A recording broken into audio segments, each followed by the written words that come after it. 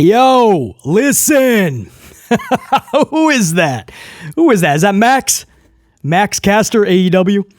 What's up, guys? Welcome back to the channel. Hopefully you're whooping Friday's ass. We definitely are, but I could not waste an opportunity to talk some Mercedes Moné. In fact, more so Sasha Banks. We have a really good discussion on Mercedes, on Sasha Banks, coming up in this upload. And is she truly everybody's greatest match, right? Like, is that actually a true statement? We're going to dive into it. Really good discussion coming up in this upload. First and foremost, I got to give a big shout out, salute, to Maryse. I'm not going to get into it. That's her biz, but if you know, you know. But some really good news came out about Maryse. So to Maryse, Miz, loved ones, family, friends, all of that good stuff, man. Good to hear that news. Maryse is rocking. Hope to see her on WWE TV in the near future, maybe. Salute, Maryse. Also, the Vince McMahon documentary for Netflix. It was halted for many reasons. First of all, they inked the deal with Monday Night Raw. 5 billion reasons to halt that production because you don't want WWE to be looked at in such a negative light. Vince is obviously tied to WWE, whether he's there or not. So they're like, oh, shit. we're going to rip this dude throughout this 2 hours, but we kind of need to, put WWE in a nice light, shine it in a nice light. And then, of course, the new suits came out against Vince, the new lawsuits. So then they were like, oh, so now this documentary doesn't even make sense anymore. It's incomplete. So there was a lot of reasons to just halt the project. It is going forward. They're making changes, guys. So you're not only going to get this doc because it was basically completed before all of these new lawsuits came out and the new deal with Monday Night Raw. Netflix had already had this thing ready to rock. So they're going to go back to the drawing board. They're going to reshape this whole doc. It's going to take a while longer, but they are going to go forward with the project. In fact, they're going to update it. They kind of have to. And this is, it's going to drag WWE a little bit, which I guess is counterproductive because you're about to get Monday Night Raw in January. And the longer that this gets held back, by the way. So say this comes out end of summer, right? August, September. Well, in just a few months after that, you're getting Monday Night Raw. So I don't know. It's a little bit of a pickle that they're in. Maybe they're just going to try to just get this done real quick, do the edits, and maybe try to get it out end of spring, right? So they're just going to rush the final portion of this. The thing is, it's ever evolving too. Whenever this comes out, you're going to get more information about Vince and how the court findings and rulings are going. So I guess this doc will always be incomplete is what I'm saying. So at this point, just get out what you got, right? Let everybody get a good buzz on it, and then hopefully it gets mulled over at the end of the year so you can start fresh in January with a Raw. But the doc is going forward, and it is being updated, so I don't think that's great news for Vincent Kennedy. And also, before we get into the Sasha Banks talk, Goldberg is taking some heat. I think it was just some tongue-in-cheek. I think he was just having a little bit of fun, but he gotten into some hot water recently. He said, some Japanese girl broke my streak.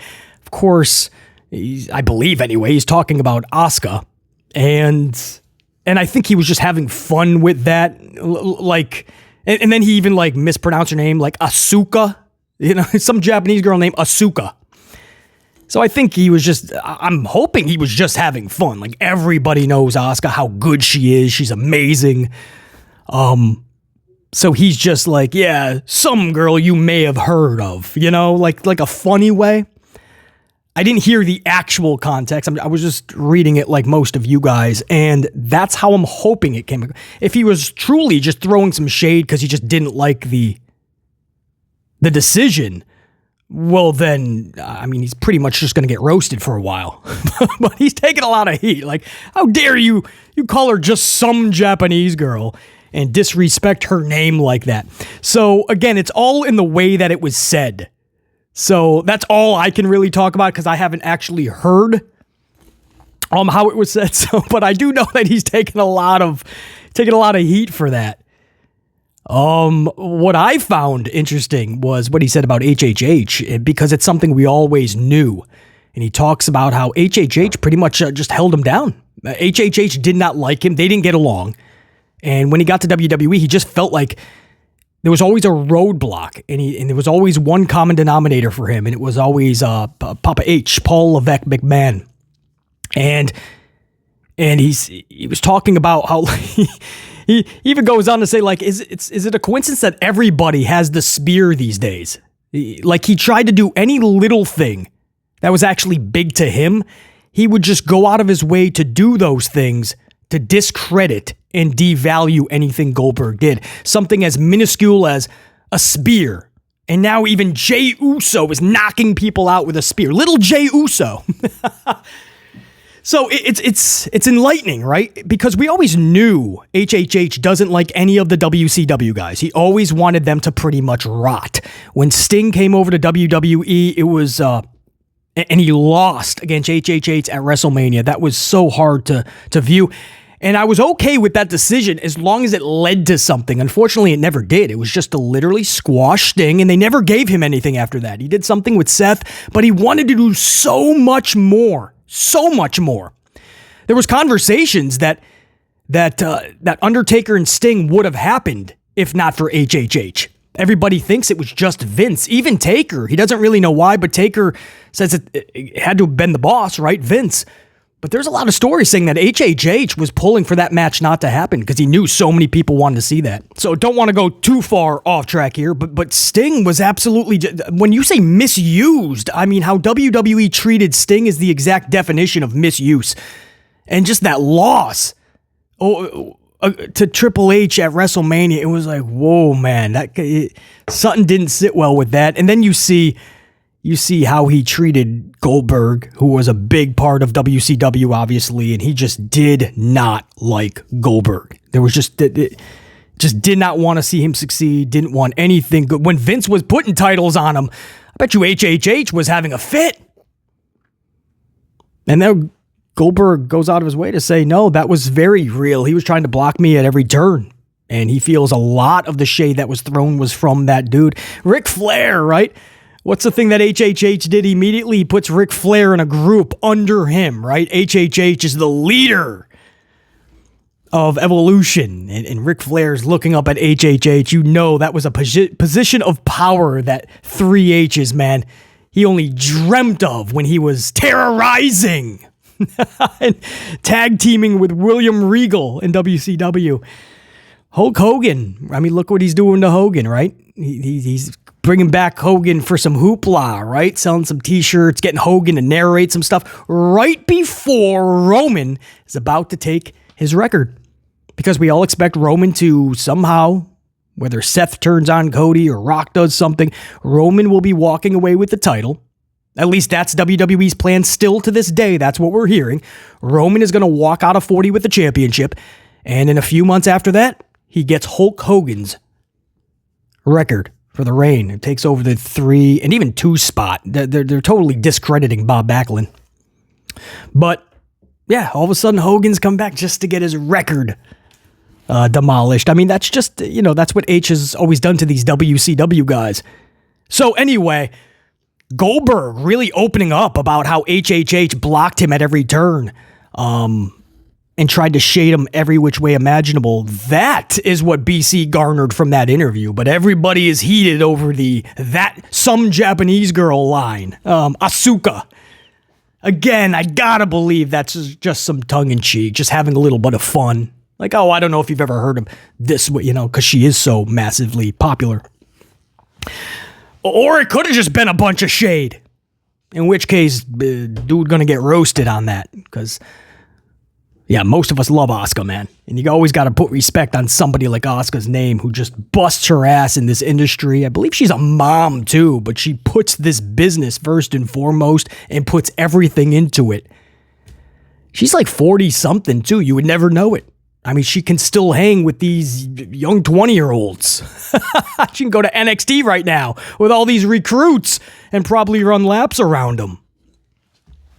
All right, I'm going to get a swig of coffee. Then we're going to talk about something I love to talk about. That is money. No, not actual money. That's nice too, man. I love the $200 to $300 Oakleys. Trust me. But I'm talking about Mercedes Moné. Sasha Banks, really good discussion coming up. Let's talk about it. So this solid conversation sparked by one of you guys, actually, my amplified unit, Preedom. Hopefully I'm saying that correctly. Preedom says, thanks for all your work, BC, and congratulations on the channel's growth. Appreciate that very much. He says, the argument that Sasha Banks was everyone's best match, can that be the sole reason on why a talent should be pushed to the moon? Question mark. Pretty much every wrestling fan won't disagree that if Ricochet was to produce pay-per-view level matches with 10 other wrestlers, then chances are Ricochet would end up being all of their best matches. Does that mean Ricochet should be pushed to the moon and become the face of a major promotion? Well, see, that's actually not true, Freedom. Ricochet would not be everybody's greatest match. There is no evidence at all that Ricochet produces everybody's best match. None at all. There is with Mercedes Moné, Sasha Banks. Right? There's actually evidence of that, right? Whether you look at Bayley, Sasha Banks versus Bayley down in NXT twice. But then what they did, Hell in a Cell, what was that, 2020? Do I even have that in the notes? I think it was 2020, Bayley versus Sasha Banks inside Hell in a Cell, and that was being talked about up there with the NXT TakeOver matches with Bayley. Never mind 3 separate matches with Charlotte Flair that easily, you can pick one, that was Charlie Flair's best match. And they faced each other more than 3 times, by the way. But there's 3 distinct matches where you could easily say that one was Charlie's best match, or that one. And the common denominator the whole time is Sasha Banks. And we talk about 2020, Sasha and Bayley, Hell in a Cell. What about 2019? Becky Lynch, her best match. If you got 1 or 2 above it, it's definitely your top 3. Becky Lynch would admit that. Becky Lynch versus Sasha Banks, Hell in a Cell 2019. Sasha Banks versus Bianca Belair, WrestleMania 37. Easily. It's rated as Bianca's best match ever so far. Short career thus far. She has a long way to go. But thus far, 37, that's been Bianca's greatest match. I loved her work with Asuka, by the way, and NXT.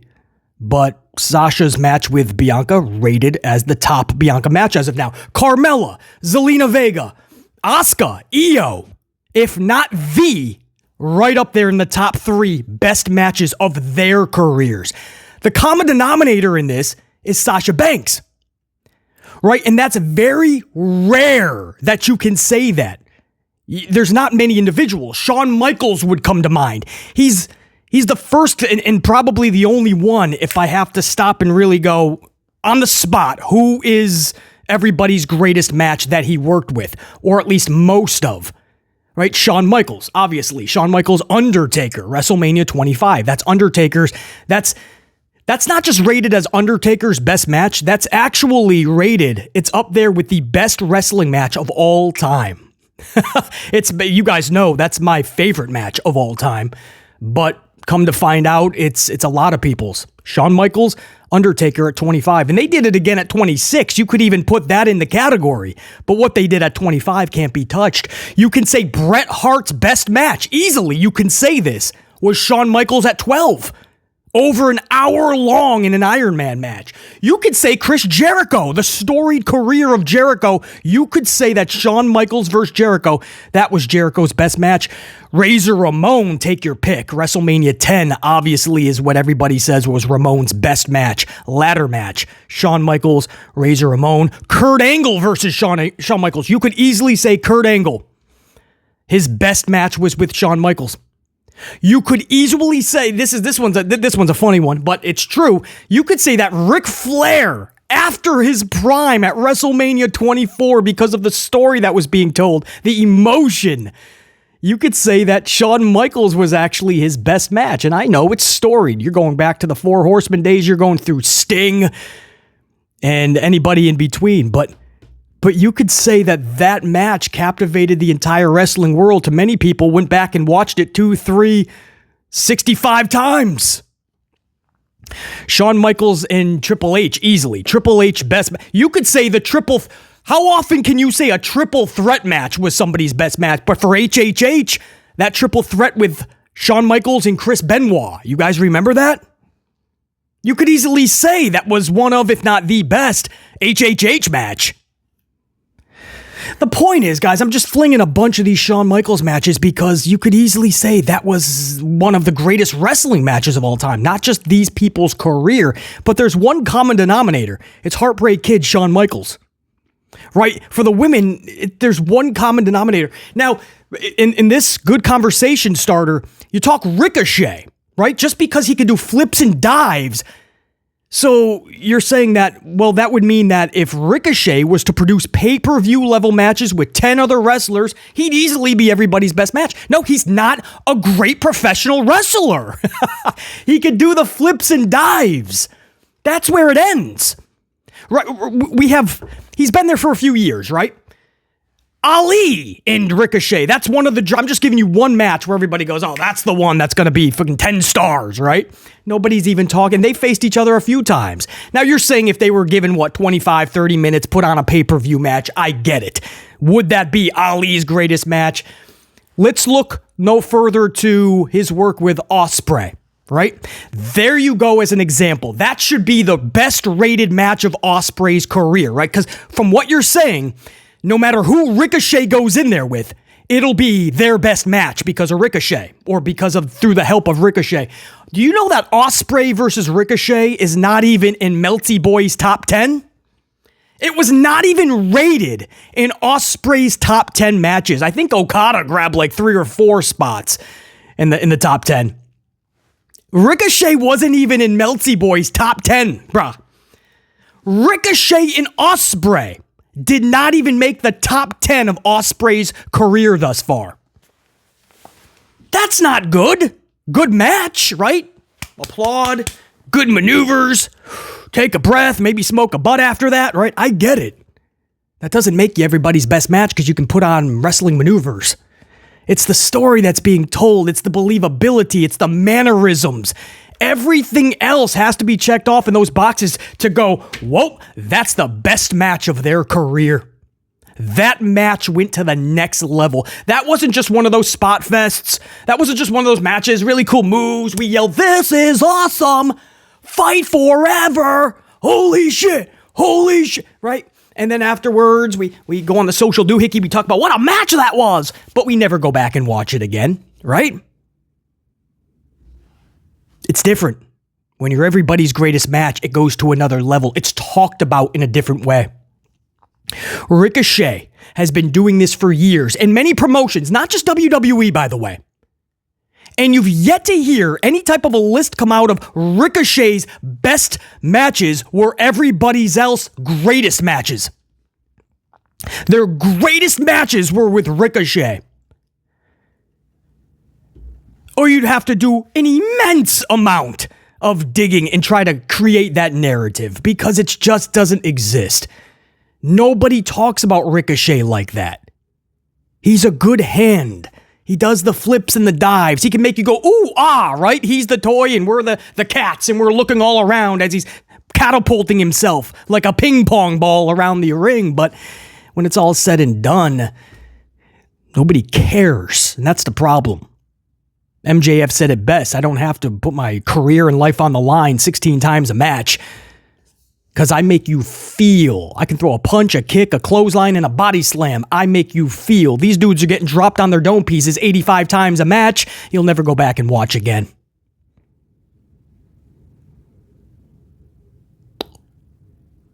And if you're going to the mic, right? If you're saying, well, if it's just based on the wrestling, then there has to be more than that, right? Like you're saying, I guess, Mercedes on the microphone, for instance, average, if not below, right? That's one of her knocks. But If you look at the women, not even the women's, just pro wrestling in general, nobody is rocking the microphone. Nobody's got that personality or that charisma. So that doesn't just lie on Sasha's shoulders. That's not just a Mercedes Moné issue. That's an issue in pro wrestling, right? Personality and that amplified mindset. That's gone, unfortunately. Gone are the days of Randy Savage, the Ultimate Warrior. Let me tell you something, brother. Those personalities are gone. What? Stone Cold fixing to stomp a mud hole in your ass. Those are gone. If you submit, it's gone, man. It's gone. All those amplified characters that made pro wrestling so fun, they're gone. Now we're stuck with, well, what do you want to talk about? I am an architect. I am a visionary. I like getting missionary. I read the dictionary. I dress like a blueberry. We know, Seth. With everybody saying, I like all these dudes, I do, but it's not what it used to be star-wise. So you go to the females. Ooh, Charlie's cutting promos that are very robotic. Puts people to sleep. Just look and listen at the crowds, man. Who's rocking the microphone and captivating you? I mean, I'm serious. Is Nia Jax, just on the microphone and you're just in awe with your jaw dropped? It's not happening. Ricochet is horrible on this. He just doesn't captivate you with his words. So yeah, you better rest it all on what you can do in the ring. And unfortunately, just does the dives and stuff. There's not that story. I wish it was different. I want to like Ricochet on a whole nother level, but it just doesn't produce the content. I mean, not even Meltzy Boy puts him in Ospreay's top 10. There's no greatest matches of Ricochet in WWE. There really isn't. I mean, you would go, obviously you could create, you have to, if you can try to find his best. It's not the greatest of anybody else's career. So there's no evidence of that, right? So it's a really good conversation. I appreciate anytime we can talk Mercedes Moné and just how great she truly is. We got to jump at that chance because this is it's one of those once in a lifetime type things. And we are very privileged to be able to witness Mercedes in her prime. How cool is that? And this is a good conversation where you see, you can throw names like Ricochet out there, but when you really do the research and you think about it, no, that's what makes Mercedes so special. It's not that easy, right? You would think, right? You would think, Ricochet can give everybody their greatest match. But then you really do the research, you think about it, and you go, not so fast. No, he can't. No, he hasn't. Doesn't look like he's going to. It's not as easy as that. There's so many factors that come into play. You got that it factor or you don't. Mercedes just has it when she's in that ring. Time stands still and everyone's captivated. It's like Shawn Michaels when he's in that ring. You don't even got to be a fan, right? Like there's a lot of people that just don't like Michaels or don't like Sasha Banks Mercedes. But they're like, whoa, this is good. This is good. It makes you see, it makes you see just how special people like Sasha and Shawn Michaels truly were and still to this day, thankfully, is Sasha Mercedes. Makes you see how special they truly are. But hopefully that's a little bit of good insight, It's good for conversation, but when it's all said and done, no, just because you can do a bunch of moves would not qualify you to be everybody's greatest match. It's not that easy. If it was that easy, Vikingo would be everybody's greatest match, right? Ali could claim 9 or 10 other individuals' best matches. And we're talking top tier talent too, not just like Danny Dipshit Dugenheimer or my local pizza delivery guy, Luigi Lugnuts, who wrestles 3 or 4 times a week after he gets off his 9-to-5 pizza job. No, we're talking like top level. I mean, we're talking Michaels and Taker, Michaels and Hart, Michaels and Angle, Michaels and Jericho. We're talking Sasha and Bayley, Sasha and Charlotte, Sasha and Becky, Sasha and Bianca. We're not talking like just D-level talent. So, yeah, no. When we say that she is everybody's greatest match, she's everybody's greatest match, if not top 2 or 3. And that doesn't come around often. In fact, there's nobody else that we can say that about, unfortunately. Okada, Ospreay, reputable. Those are two AEW talents now, actually. Tony Khan was able to get both of those. As far as everybody else, not easy, man. Not easy, but good conversation. And yeah, hopefully, conversation like this really makes you think, whoa, I get, like, you're right, man. Sasha has produced all of those matches. All of those memorable matches, man, that stand at the top of all these other females' career, at the top of it. It's wild to think about that. All right, guys, we're going to leave it at that. This went a little bit longer than I had hoped it would, but we got SmackDown tonight. Within the next 24 hours, you will be getting the review, so keep it locked on the channel, obviously. And until that next time, there will be that next time. Top guys, we're out. BC saying check you. Peace.